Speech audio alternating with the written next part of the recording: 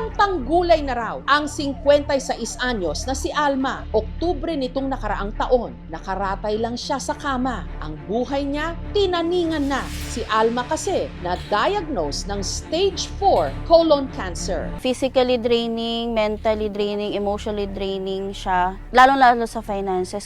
Pero makalipas lang ang halos isang taon, si Alma, heto, patuloy na lumalaban at unti-unti na raw niyang tinatalo ang cancer. Ang kanya raw naging sandata ang araw-araw na pag-inom at pagkain ng isang gulay na libre niya lang daw napipitas sa kanilang bakuran. Ito ang gulay na paboritong isahog sa munggo at tinola, malunggay. Ako masabi sa malunggay, basta malakas siya, malakas ang resistensya ko. At hindi lang daw si Alma ang makakapagpatotoo sa bisa nito. Naging cancer-free po ako dahil sa malunggay. Malunggay talaga yung pinaka-effective.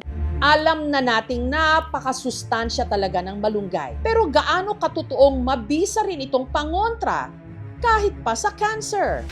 Dito sa kanilang tahanan sa Naik, Cavite, patuloy na nagpapalakas ngayon si Alma. Wala raw siyang iniinom na gamot at ang nagsisilbi na lang daw niyang maintenance ang araw-araw na pag-inom at pagkain ng malunggay. Kahit nga yung sapsoy na hindi naman dapat lagyan, nabubudburan ko ng malunggay yan.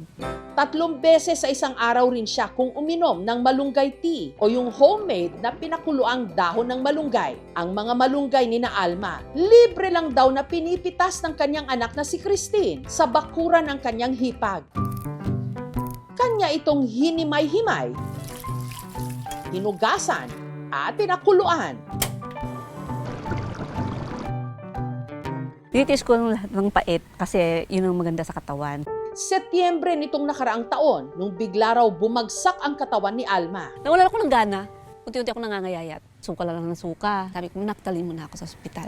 Hanggang sa nalaman niya na maliban sa kanyang diabetes, meron na pala siyang stage 4 colon cancer. Kitang-kita ko talaga sa ultrasound. Maliit pa sa butas ng lapis, yung dadaanan na lang ng pagkain ko. Nakatakip na yung mga bukol-bukol. Na-diagnose din siya ng 7 iba pang mga sakit. Pati baga ko, naapektuhan na, pati pantog, tinapyas na. Si Alma na-confine sa ospital sa loob ng mahigit 2 buwan. At kasabay ng paghina ng kanyang katawan, ang paglobo ng kanilang hospital bill. Sobrang draining siya kasi umabot po kami ng 1.7 million. Dahil sa lumalaking gastos, nagdesisyon na ang mag-anak na sa bahay na lang magpagaling si Alma. Dito na rin siya kumapit sa herbal medicine. Kahit naman mahilig talaga ako sa malunggay, kalaman ko rin na maraming benepisyo yung malunggay.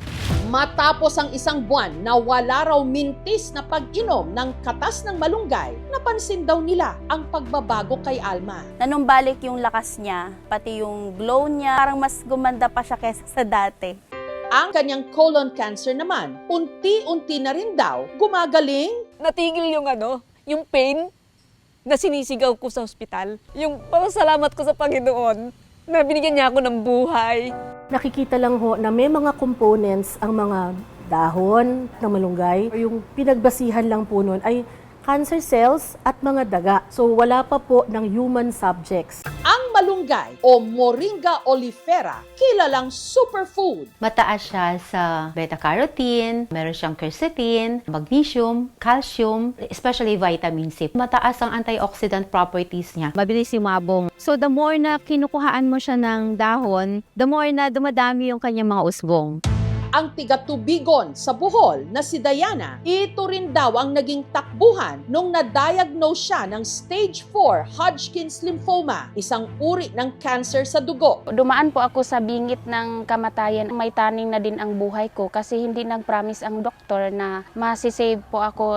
Nagdadalang tao raw si Diana taong 2015 nung unang lumitaw ang sintomas ng kanyang cancer. Nagkaroon po ako ng tubig sa baga po. Hindi ako makatulog ng 2 buwan yata yun. Kinalaunan, nakumpirma niyang ito nga'y cancer. Ang paggamot sa kanyang sakit, pahirapan daw, lalo't may sanggol noon sa kanyang sinapupunan. Nung mawala na ang aking lagnat, operation na para sa biopsy po. Chemotherapy kaagad. Ligtas namang naisilang ni Diana ang kanyang anak, pero dahil may kamahalan daw ang pagpapachemotherapy, kinailangan niyang maghanap ng alternatibong gamutan para sa kanyang cancer. Blend yung ginagawa ko sa malunggay. Iniinom ko. Nag-improve yung condition ko nung gumagamit na ako ng malunggay. Ang lymphoma po kasi ay cancer ng kulani. Ang treatment po sa cancer ng kulani, chemotherapy at saka radiation therapy. Ang tiga Muntinlupa naman na nagka-breast cancer na si Juvie, 8 taon na raw, cancer-free. Taong 2015, nung meron daw nakapa na bukol si Juvie sa kanyang kanang dibdib. Sabi niya sa akin ng doktor ko, tatanggalin lang natin yung bukol mo dito.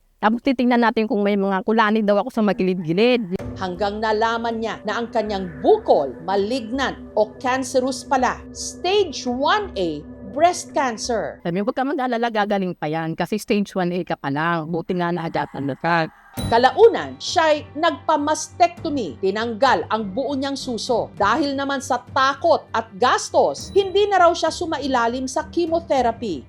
Pero nabuhayan daw siya ng loob nung nalaman niya na ang kanyang pinsan gumaling di umano sa cancer kahit hindi nagpa-chemo. Uminom at kumain lang daw ito ng malunggay, kaya ginaya niya ito. Kinakatas ko yung katas doon kasi isang kutsara, 3 times a day yun. Iinumin mo siya, ganon.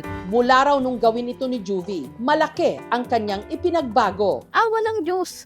9 years survivor na ako ngayon. O, di ba? Gulat sa pulo yan, talagang tumulong sa akin. Naging cancer-free po ako dahil sa malunggay. Pero mariing ipinapaalala po ng mga eksperto, mayaman man sa sustansya ang mga dahon ng malunggay at sa kabila ng mga testimonya o sinasabing karanasan ng iba, wala pa ring pag-aaral na makapagpapatunay na epektibo ang malunggay na gamot sa cancer. When it comes to fighting cancer, it cannot stand alone. Kailangan pa natin ng more studies para po makita natin, number 1, safe ba siya? Number 2, effective ba siya? Yun po ay supplement lang. Maaari pong may benefit sila nutritionally, pero po walang evidence na effective po sila alone sa pag-treat ng cancer. Bagamat mayroong mga pag-aaral na ang malunggay talaga ay nakakatulong, punta po kayo sa doktor. Tingnan niyo po kung ano yung pwedeng maitulong. Sa isang bansang napakamahal magkasakit at kapos din ang libreng serbisyong medikal, hindi nakapagtataka na ang ilan sa malunggay kumakapit. Pero sana dumating ang araw na ang lunas sa ating mga sakit mas abot kaya, lalo na para sa mga nangangailangan. Thank you for watching, mga kapuso. Kung nagustuhan niyo po ang videong ito, subscribe na sa GMA Public Affairs YouTube channel. And don't forget to hit the bell button for our latest updates.